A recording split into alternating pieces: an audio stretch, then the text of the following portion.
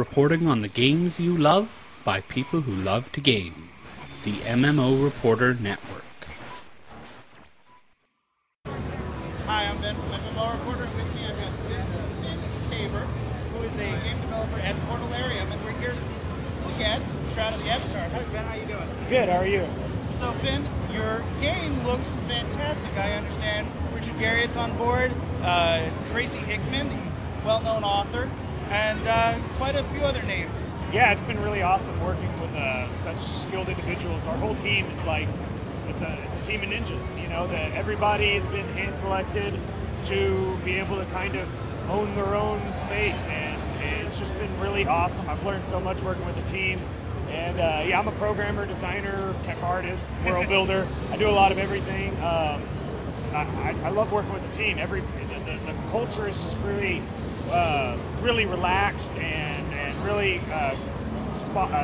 helps the creativity process. Everybody's just really happy there. It's a really cool environment. So how big is Portalarium? I think we're right around 30 people right now. Oh, pretty small. Yeah, it's relatively small, especially for a large MMO RPG with a full single-player campaign.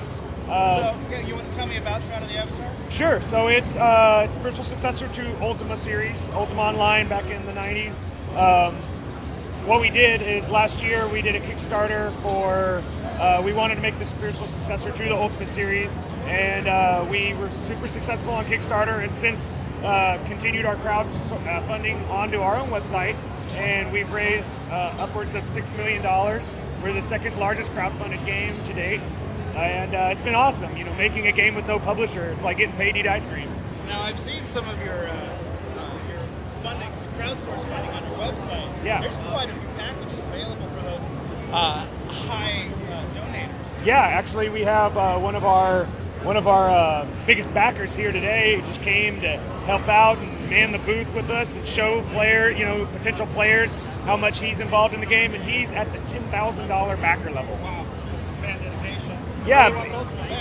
Well, it's cool, you know. I've ran into so many journalists, game developers, game enthusiasts, people that aren't even in game development but software security, you know, all these different tech-oriented fields, and somewhere in their youth there was a hole that was filled with Ultima, and depending on their age, which Ultima it was. So it's like, you know, if you're around 30, it's like, oh man, Ultima 7 through 9, man, all the way. 30 to 40 is like 4 through 7.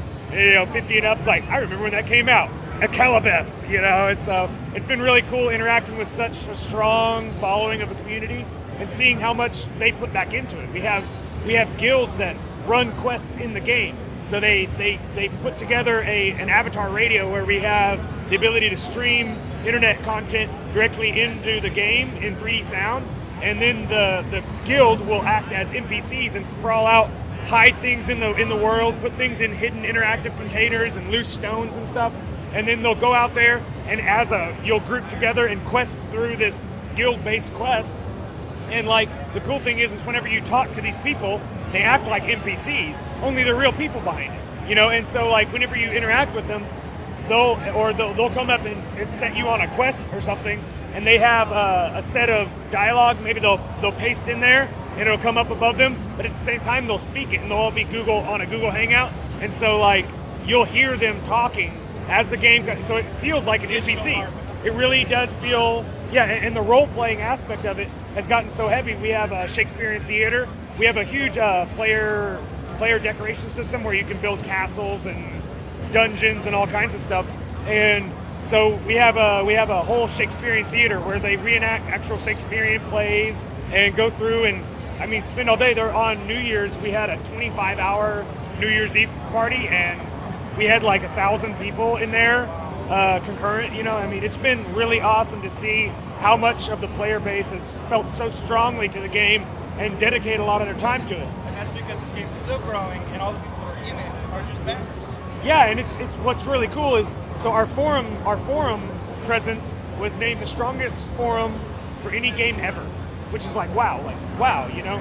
And why is that? It's because we share everything. We share our executive summary. We share our daily stand-ups. If it's a designer meeting, we share screenshots from dry erase boards. We share everything, and in turn, we release it out to the community and the forums, and we get such such great feedback from all these different, you know, ex-Ultima fans or Ultima fans that have turned into game developers and have well-rounded opinions and have been following us since the Kickstarter, so they know a lot about our game. So when we say we're working on something, they're like, oh, that's awesome, I really like how they did it in this other game, or I really think you should maybe take this system and do this, and we're able to like evolve the game as we go. We do monthly releases every month, and we're on month 14 now. And so players are able to jump into the game, test it, vet it, and if they find something that could be better or something they loved about it, they can kind of communicate that to us. And in turn, we act daily to try to communicate back with the backers on everything and try to incorporate some of those things, because it's really great if somebody says, oh, you know what, I think you should really incorporate this, and then they have 50 to 100 people saying, yeah, that's a great idea. We can look at it and say, wow, our player base wants to do this, and since we're pre-alpha, we actually are early enough where we can change those things and evolve it towards the players. So you're on month 14. When's your projected launch date? So we're shooting Q4, so definitely early Q4 even, so, you know, August-ish. And is this going to be subscription-based? Nope. Pay once? No subscription-based, no free-to-play, you pay once. We really want to do things, you know, since we don't have a publisher, we're not under anyone's thumb to say, oh, you need to do this. Right. You know, what does the player want? That's usually the first thing that we think of whenever we're trying to design any system, make any kind of corporate call, make anything. It's what would be best for the game, for the player. Because inevitably, that's how Ultima Online was made, bootstrap. That's how we're making it. We want to make things for the player. So now I've seen some of the player-created housing. Yeah. People are decorating the hell out of this country. And then we were introduced to the NPCs that you were able to have a dialogue. Yeah. So we have an adaptive dialogue system that can you chat with them and they parse in what you say and take it apart and have all kinds of things they can say, and it's learning. So that's the big thing. It's evolving as we go. Is this how you're delivering quests to players? I mean, yeah. So we have quest givers that act this way. We have this other idea. What if you could kill quest givers? What is it? You know, you're like, wait a second, kill quest givers. How does that work? What do you do with the quest? Well, what would you do in real life if you were so crooked as to kill somebody that you needed to work with? You couldn't work with that person anymore. Your whole future of how you are, your virtues have changed. You're a villain. So, you know, and typically in older games and a lot of other ones, they said, okay, well, if you're a villain, then you can't go inside the town. Well, but that's not really real, is it? I mean, a villain can go inside of a town, but they probably shouldn't, because they're a villain and their virtues are known. So it's been really cool seeing the psychological element of multiplayer dynamics and seeing how people approach that and try to, like, you know, gauge themselves one way or the other and live in the game as though they would want to be seen. Wow. So it's really the full circle of Avatar, you know? Your concepts are really lofty and great. They sound wonderful. I'd love to play this game. Awesome. And I'm going to play this game. Awesome. But you know, those are the kind of those lofty statements and design goals are the kind of things that a lot of teams might have tried in the past, but inevitably you have to experiment. You have to get things out there. That's what one of the benefits of having the early releases and stuff. And on Steam, we're the fastest trending game on Steam. We're on Steam Early Access, and it's been awesome hearing so much feedback. I mean, so much feedback, so much positive feedback on everything from the combat to the crafting to the spells to the system design, the economy, our level design, our maps, everything. The players are so opinionated because they've seen where we're going from, and at the same time, they see that we're doing it for them. So it's like a call to arms on what they want, and so they have an avenue of being able to tell what they want. And at the same time, they're seeing us incorporate those things. This really is a fan-run game. Yeah, it really is. And you know, the cool thing is that with a publisher, with a big publisher, you're on a deadline, you know, and you have these milestones laid out. You have these things that you're strict and adhere to if you want to make your studio stay open and remain to be able to have the money.